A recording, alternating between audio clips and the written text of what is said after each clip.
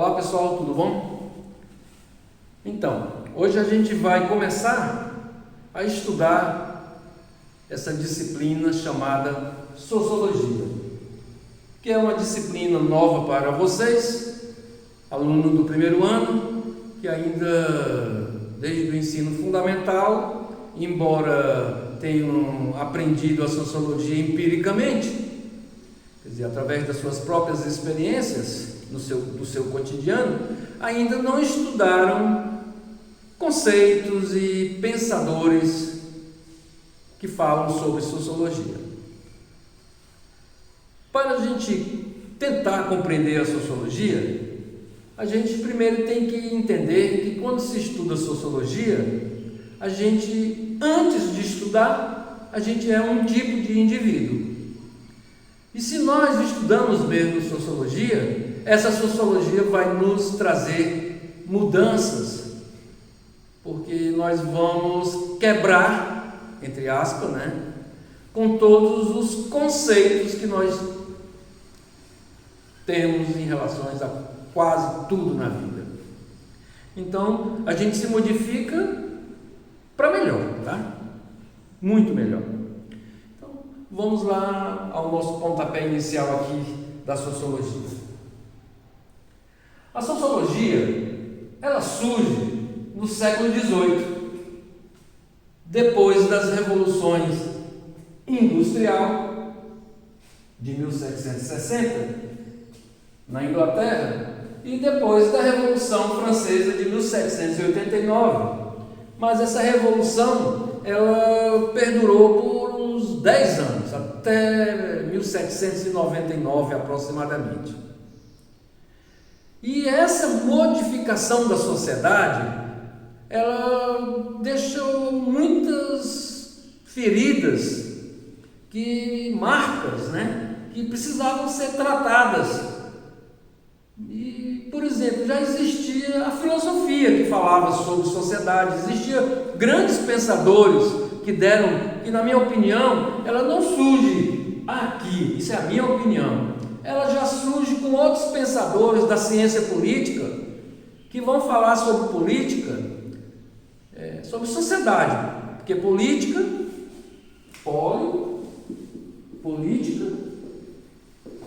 vem de polis, cidade, tá?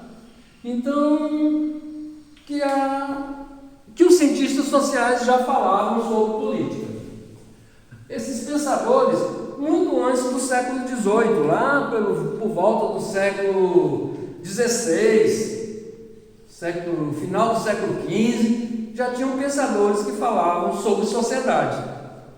E antes disso, se a gente for para a Grécia Antiga, Aristóteles já dizia lá, 2.500 anos atrás aproximadamente, que se o indivíduo não vive na sociedade, ou ele é Deus, ou ele é uma besta, no sentido de ser um irracional.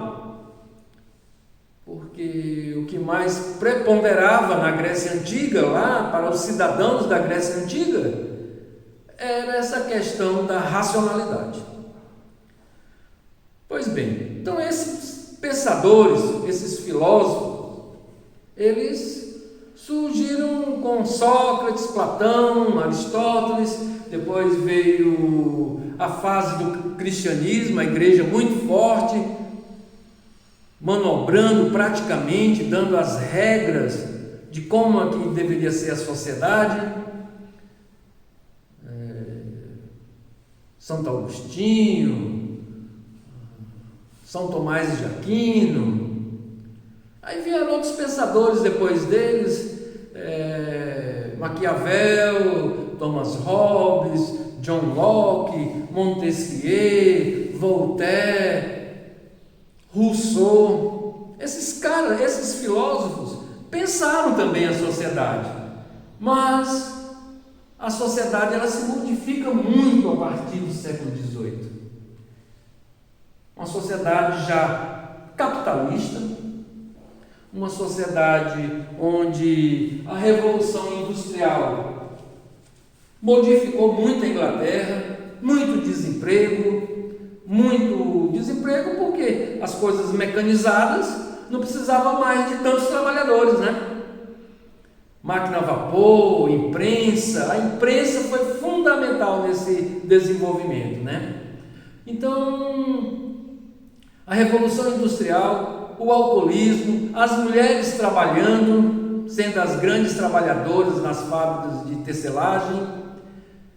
Então, esse tipo de mudanças sociais, a filosofia não dava resposta para esses problemas sociais, porque é uma ciência muito de característica abstrata.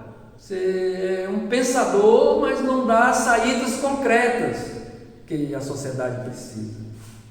Então, se eu perguntasse hoje para 10 filósofos o que é uma sociedade, embora seja uma pergunta muito simples, eles praticamente vão convergir para a mesma perspectiva.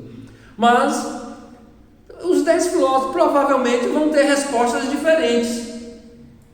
Então, a sociologia já surge para dar essa resposta mais concreta, uma resposta mais positiva de como as coisas deveriam ser e por que essas coisas aconteceram. Então, surgimento da sociedade no século XVIII, uma sociedade diferente de todas as sociedades do passado, uma sociedade altamente urbanizada. E quando a gente fala urbano, não é só essa questão de morar numa cidade, numa metrópole, não. É esse convívio social urbano. Talvez alguém aqui tenha ouvido, ou a grande maioria não ouviu, dizer assim: trate as pessoas com uma certa urbanidade. Ué, professor, o que é isso? Tratar alguém com urbanidade? É tratar com respeito ao outro. Por exemplo, eu falava, né, que hoje os meus filhos são todos adultos. Para os meus filhos, quando eles eram crianças e adolescentes, que tratassem com o familiar como se trata um desconhecido. Porque com desconhecido você não vai estar xingando, porque senão você vai até arranjar um confronto, uma briga, né? Então você trata com respeito. E urbanidade é isso, é você tratar com respeito o outro.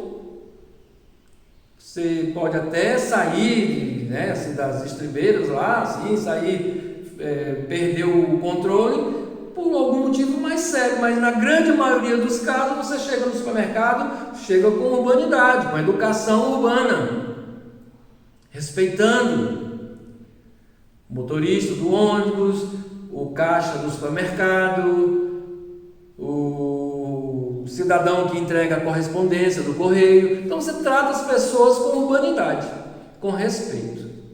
Então a sociedade é altamente urbana, industrial, fábricas e mais fábricas de tudo. Fábrica de sapato, não era mais o artesão que fazia o sapato, era uma indústria em série que já estava fazendo sapatos em série. Então, industrializada, racionalista, tentando buscar métodos de como a coisa deveria ser feita, né? De como construir melhor um prédio sem ele cair, de como atender a saúde sem como é que se diz, de uma forma melhor. Aí que tem uma coisa interessante, já que eu falei de saúde. Quando a gente vê essa situação que nós estamos vivendo, do isolamento social, bem antes do século XVIII, lá na Idade Média ainda, 1300, 1400, esse conhecimento racional, essa racionalidade, ela já existia. E para vocês terem uma ideia, vocês sabem como é que eram tratadas as epidemias lá na Idade Média? Sim, do mesmo jeito que são tratadas hoje. Porque se a gente olhar essa questão dessa pandemia que nós estamos vivendo, é um vírus que nós não temos ainda um tratamento eficaz para combater essa doença, porque não existe a vacina para ele, e o tratamento eficaz é a vacina. E como é que se tratava uma epidemia lá na Idade Média? Do mesmo jeito que se trata hoje, com isolamento. Essa metodologia é que nos faz fazermos hoje, usando a mesma racionalidade de, sei lá, 800 anos atrás, 700 anos atrás. Tá? Então vejam bem, o que eu estou falando, que essa sociedade do século XVIII já era uma sociedade muito racionalista. E uma sociedade laica, uma sociedade onde a Igreja Católica, por exemplo, não tinha mais o poder de trazer subjugados, submissos a ela, os reinos, as sociedades que existiam na Europa naquela fase do século XVIII. A sociedade tinha, de certa forma, excluído a Igreja do poder do Estado.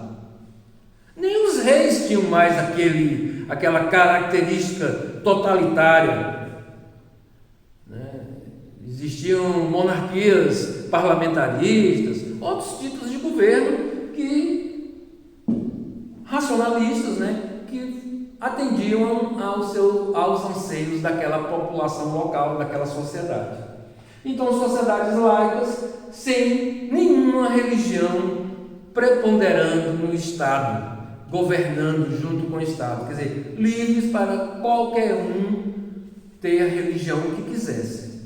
Na grande maioria dos casos, lá na Europa, já no século XVIII. Agora, a característica fundamental da modernidade, a individualidade. Era característica naquela sociedade o indivíduo buscar suas próprias melhorias. O indivíduo saber que poderia crescer socialmente e de forma individual, sendo individualista. Porque se eu faço o melhor para mim, eu estou fazendo para a sociedade. E fazendo para a sociedade, eu estou crescendo. Então, a sociedade, com esse novo tipo de sistema de estratificação social daquela época, bem características como são hoje, classe média, classe alta, rica, classe média e classe baixa, que é a pobre. Os ricos não precisam dizer, os ricos, são os banqueiros, os industriais, são os detentores do capital, né? Do dinheiro, que dá um emprego a milhares de pessoas e assim vai. O classe média é aquele profissional liberal, é o médico, o engenheiro, o advogado, o funcionário público, o promotor, o juiz. Esses são classe médias, mas não são ricos, são classe médias. Embora, para os nossos padrões, nós consideramos eles como ricos. E vem a classe baixa, que são os pobres, que no caso somos nós. Todos nós que estamos na parte mais baixa da pirâmide social. A única diferença que faz quem está na camada da sociedade, da estratificação da sociedade, né, na parte mais baixa, digamos assim, transitar, alguns com mais facilidade, outros com menos facilidade, mas transitar nessa estratificação social é o conhecimento, é o indivíduo ser considerado, como dizia Aristóteles, a pessoa só é um cidadão se ele tiver instrução. Então, se ele não é um indivíduo instruído, um cidadão instruído, ele vai ser excluído da sociedade. Então, ele sendo instruído, ele pode transitar, olhar por cima dos seus pares da estratificação mais baixa e olhar as coisas na mesma visão de quem está acima em outra estratificação social, porque o conhecimento, é o caso dos professores, alguns acadêmicos, por ter instrução, eles conseguem buscar mais direitos, olhar a sociedade por um outro ângulo. Então, é a instrução que o indivíduo busca a sua melhoria social, o seu trabalho, o seu crescimento social, ele ascender socialmente.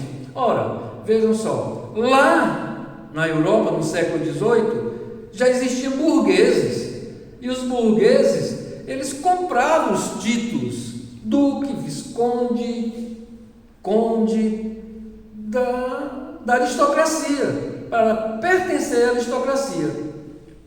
Embora os aristocratas olhassem assim com uma certa discriminação, porque eles não tinham sangue nobre, né? Mas eles já tinham direito adquirido naquela época, nessas sociedades, de mudar a sua estrutura social, a sua condição social, através de si mesmo, né? Através do que ele faz com a vida dele. Então essas relações sociais, essas novas relações sociais, os filósofos não podiam mais estudar.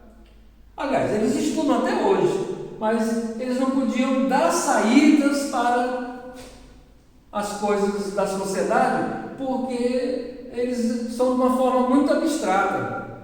Então surge essa ciência chamada sociologia, buscando os mesmos parâmetros das ciências da natureza, as leis da ciência da natureza. A lei da evolução, onde uma espécie ela evolui, as leis das ciências naturais, onde compara uma célula com a outra célula, uma que está ruim com uma que está boa, para ver o porquê que aconteceu aquilo, a comparação. Ela faz a experiência e dali surgem leis que vão apontar saídas para aquele objeto de pesquisa daqueles cientistas da ciência da natureza. Essa metodologia é a mesma metodologia que a ciência chamada sociologia vai usar, que vai ser o positivismo, chamada positivismo, vai usar como a primeira fase da sociologia. Então é uma ciência que tenta explicar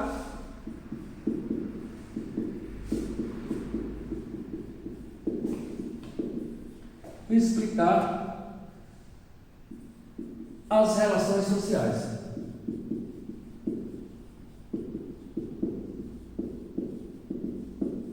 Ok?